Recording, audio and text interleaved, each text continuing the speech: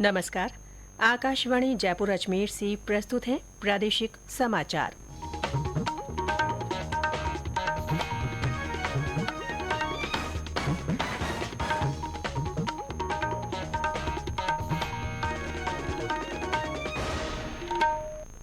समाचारों के साथ मैं रितिका गुप्ता।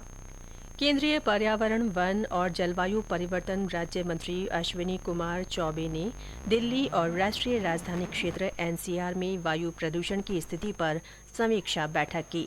बैठक में वायु गुणवत्ता प्रबंधन आयोग, केंद्रीय प्रदूषण नियंत्रण बोर्ड और पर्यावरण, वन और जलवायु मंत्रालय के अधिकारियों ने भाग लिया। पत्रकारों से बात करते हुए श्री चौबे ने कहा कि वायु प्रदूषण के स्तर पर सर्वोच्च न्यायालय की चिंता स्वाभाविक है। उन्होंने कहा कि शीर्ष अदालत का ये कहना सही है कि इस मुद्दे पर राजनीति नहीं होनी चाहिए और प्रदूषण पर नियंत्रण के लिए पराली जलाना बंद होना चाहिए। उन्होंने कहा कि पराली जलाने के संबंध में पहले ही निर्देश जारी किए जा चुके हैं। उन्होंने कहा कि वायु गुणवत्ता में और गिरावट रोकने के लिए ग्रेडेड रेस्पॉन्स एक्शन प्लान की चौथे चरण के अनुसार 8 सूत्रीय कार्य योजना पहले से ही पूरे एनसीआर में लागू है। गौरतलब है कि सर्वोच्च न्यायालय ने कल एनसीआर में वायु प्रदूषण कम करने के लिए राजस्थान सहित पंजाब, दिल्ली और उत्तर प्रदेश सरकारों से पराली जलाने पर रोक लगाने को कहा था। न्यायालय ने कहा था कि इस बारे में राजनीति नहीं होनी चाहिए और वायु प्रदूषण कम करने के लिए तत्काल कुछ किया जाना चाहिए।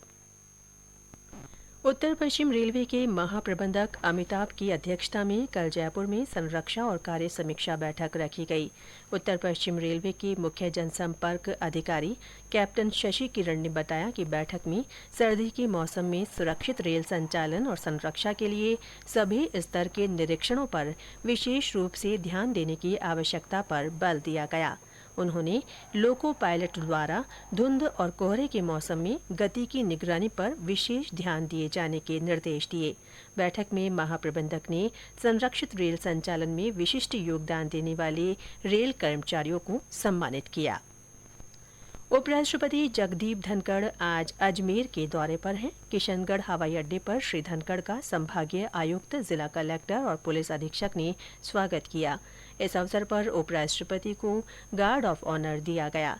इसके बाद वे अजमेर के लिए रवाना हो गए। श्री धनखड़ अजमेर के मेयो कॉलेज गर्ल्स स्कूल के वार्षिक पुरस्कार वितरण समारोह में मुख्य अतिथि के रूप में भाग लेंगे। राष्ट्रीय जांच एजेंसी एनआईए मानव तस्करी मामले में 10 राज्यों में छापेमारी कर रही है।